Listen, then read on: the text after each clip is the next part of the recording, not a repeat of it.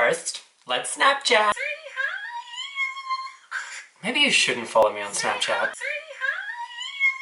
Wow! So bam! See all the little babies on the screen right now? They subscribed over the last week. Hi little babies, how you going? If you go to my Twitter account, at @LIAMODEARME, and send me a tweet saying, hey man, I may have just subscribed to your YouTube channel, I will send you a message and say, hey, how you going? Let's be friends. And we can have a little conversation and be besties. Sound good to you? I'm doing that with a couple people right now. Carlos, for instance. We're just kind of sending love hearts back and forth between each other.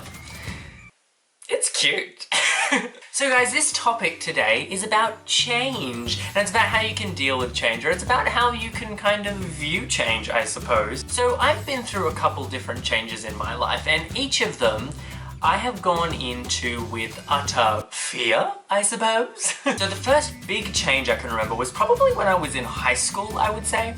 Now, high school for me wasn't exactly the best period of my life. I wasn't comfortable in my own skin. I didn't really like the people I was around. I didn't really like the things I was doing. So leaving high school wasn't a bad change. I was more excited about it than anything else. And I think the reason why it wasn't so scary at the time was because I was still a part of the education system. So when you're in high school, it's kind of socially known that you're just going to move on to college, or you're just going to move on to university. So no one really expects you to have your shit together. So that's when I moved into the new chapter of my life called college. Now when I went to college, I learned a bunch of new things, I met a bunch of cool people, and I did a bunch of interesting things. I look back on college as one of the most exciting times of my life. Now because I had built this little routine and this little life and this little group of friends, the idea to me that this would all disappear was completely unacceptable. So on the last day of college, I had no idea what I was doing. I was now outside of the education system.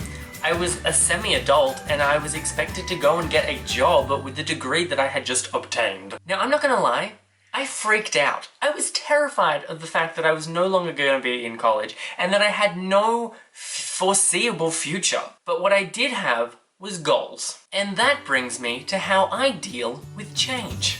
In my life, I have goals. I have big, enormous goals for myself. And in a blanket statement, I want to own my own business. So I work towards the goal of learning things that will let me achieve that goal. So when I left college, I couldn't really get a job. I was applying, but I wasn't really hearing much from anyone. So what I did was I didn't stop working on my own things. I started to sell my own products. I started to pick up client jobs. And as I kept working, I then found a full-time job. And because I wasn't waiting for someone to come along and hand me my future on a plate and I was making it for myself, the change didn't seem so scary. And then thus, the new chapter of my life began. So now, fast forward 2-3-ish years later, that job is now ending and I am now working towards the next chapter of my life. And now I'm sitting here telling you that I have no idea what I'm going to do. So when the job is over and when everything is finished, I will just pick up and keep working on my goals. And I will just let it all happen. For me, change used to be such a terrifying thing. It was just utterly... I just didn't want things to ever change.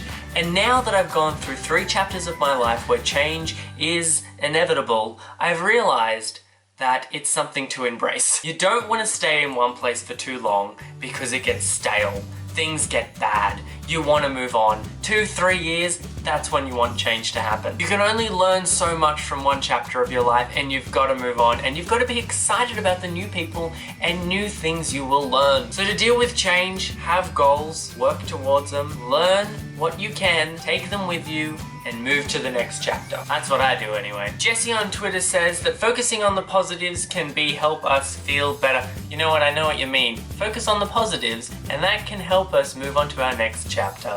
Thanks, Jesse. Josh Brennan says, just realize that everything changes and you can't stop it.